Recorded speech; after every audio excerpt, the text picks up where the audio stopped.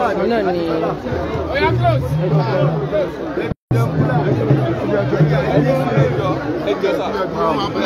tó bẹ́ẹ̀, òun náà ló tó wọlé ẹjọ́ wọlé.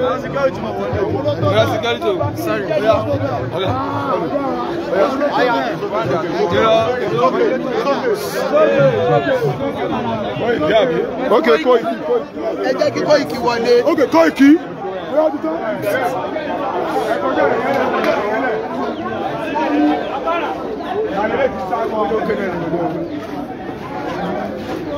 I don't.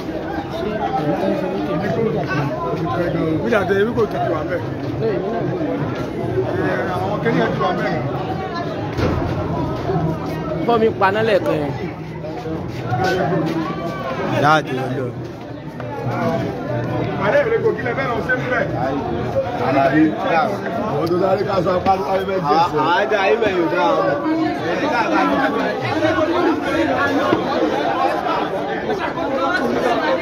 Koikimedia will bring the work closer to us.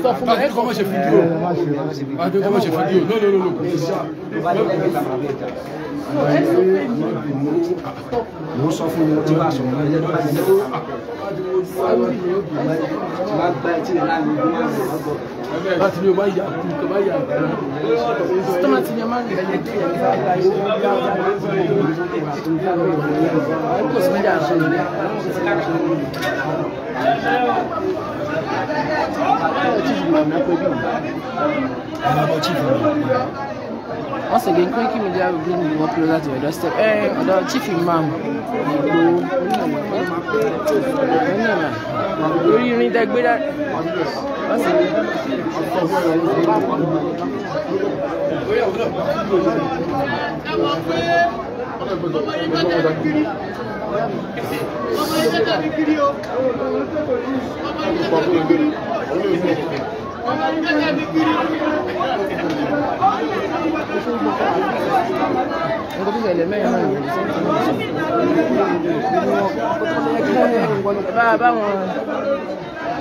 Àpapọ̀ akíkanjú ẹgbẹ́ tí Chief Sunday Adeyemo ṣàtúndárúkọ lẹ́ẹ̀kan ni wọ́n ní àpapọ̀ akíkanjú ọmọ Yorùbá àtìfẹ́ ló dùn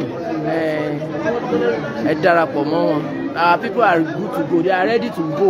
Ẹ̀yin ni kẹ́ máa ṣojo, ebi ń pa mí wọ́n ní ẹgbẹ́nu sọ̀rọ̀ ẹ má sọ yẹn, ẹ jà fúnlẹ̀ yín. Ẹ̀kọ̀pàwọ̀ ẹ̀ ń sọ̀fùrì ẹ̀ ń kìnìkan.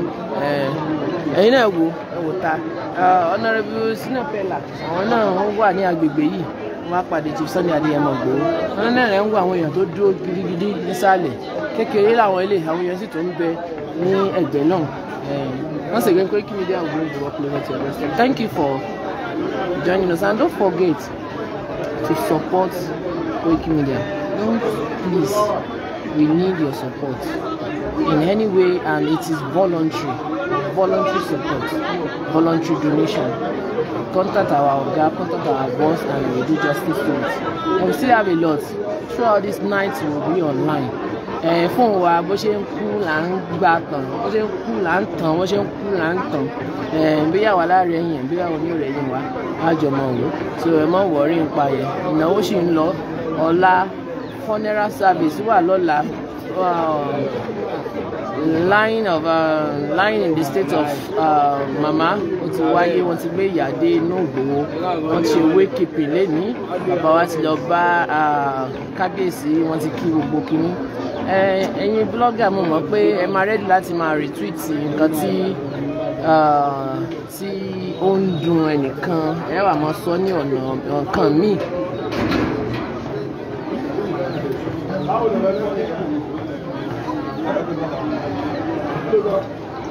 Mr. Akinyemi Seun Akinwale, you said you are not prepared for today. What kind of question is that? If you're not prepared for today, why will you be seeing us online 24/7? Or what kind of question? Don't frustrate people. And phone tó ń lò látàárọ̀, tó máa ń lò látàárọ̀, tó ń lò látàárọ̀, tó ń ṣe live. Are you not saying the phone will not be overheat?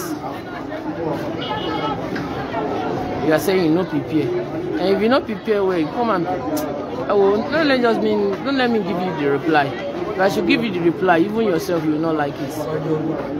You've been seeing people coming on different angles, coming on online, giving you full details as they go in this place. And I was telling you, say if the phone eats and do this, I don't go back to eat. How to talk better? How to eat? How to talk better? You are saying you're not prepared for today. And what kind of preparation are you expecting from us than this that we are doing? So ètò ṣì ń lọ lọ́wọ́ ọ̀dọ̀ chief imam ilẹ̀ Ìgbòho Olawa wọ́n sọ̀rọ̀ nílé àti honourable Shinapela àwọn náà sọ̀rọ̀ nílé and ọ̀rọ̀ tí kò yẹ kí ó lọ sí ìta gbangba òun ni ò jẹ́ ká lè gbé kámẹ́rà sí ibi bẹ̀ láti rìkọ́dù ẹ̀ máa mọ̀ pé ìgbà tí ó yẹ ká gbé nígbà tí chief wà ní ilé kábíyèsí àgbè bọ̀ ìgbà tó táìmù kan a ní láti jáde bẹ́ẹ̀ gẹ́lẹ́ ló ṣe kó rí torí mídíà kò síbi tó bá ti gbé tó bá ti sọ́sáfẹ́ ó ti lọ nìyẹn. Àwọn èèyàn wa náà lè rí nsàlẹ̀ ní Chief Sunday Adeyemo Igboho ṣàkàn tẹnumọ́ lẹ́ẹ̀kan yìí tó ń sọ lẹ́ẹ̀kan end suffering tá à ń ṣe àwa la fọwọ́ ara wa fà á ìgbà tá à ń pariwo Yorùbá nation one Nigerian kò lè work ẹ̀tàn jẹ́ náà ló pọ̀ mẹ́ so kò lè work dẹ́yìn nǹkan tó yẹ kí gbogbo àjọ gbárùkùtì níyà gbárùkùtì àwọn à ń gbárùkùtì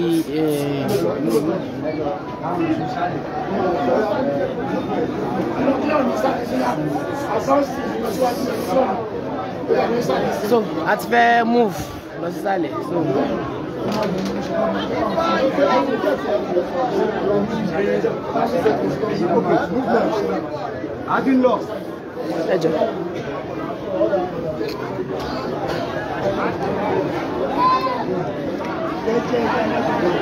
So end suffering tí à ń sọ kò kàn wá one Nigerian olómú end suffering wá so kò sí wọn tó kàn wá pẹ̀lú end suffering.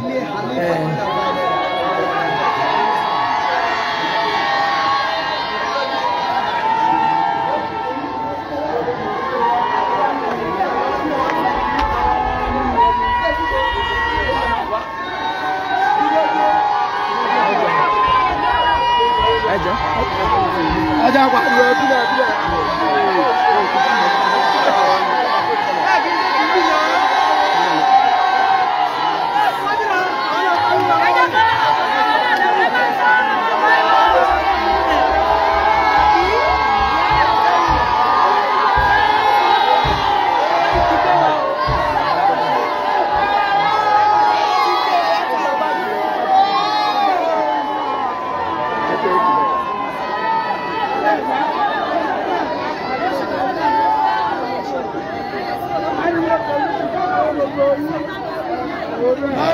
Chief Sunday Adeyemo náà ni wọ́n bọ̀ sálẹ̀ àti honourable Shinapela gbogbo náà ni wọ́n bọ̀ àti chief imam àwọn náà ń bọ̀ sálẹ̀.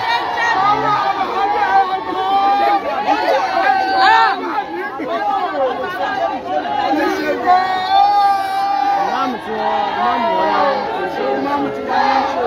anytime tó bá ti ṣe wọ́n ti máa ń kọ́ wọ́n fún mi. Wọ́n ti ṣe àwọn ọmọ ilé kéwòn ní kó wọ́n gbúdọ̀ ọ̀dọ̀ ṣé wù náà wá so wọ́n gbúdọ̀. kó ní bó ṣe ní tìlẹ̀ ẹ ṣe kó kúrò kó bí báyìí ẹ yẹ kó ní bó ṣe ní tìlẹ̀. ẹ̀mẹ̀ tó ńlá yẹn bẹ̀rẹ̀ náà ẹgbẹ́ tí bẹ̀rẹ̀ ó kù ó jẹ́ta wù. ẹjọ́ kó ní ẹjọ́ kó ní ìlú. wọ́n sáré sí.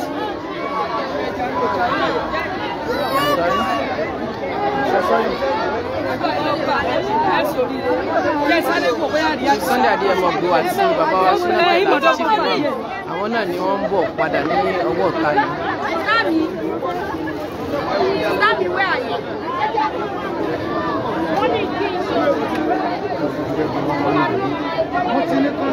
gbómi dé yìí wọ́n ti fi kọjá lọ ẹni lọ sẹ́ òye bẹ́ẹ̀ yẹn. bàbá wọ́n ti gbómi kọjá yín ẹ̀ tó sọ pé ìdáná ọ̀run. bàbá adéṣù lọ́rọ̀ ti gbómi lọ.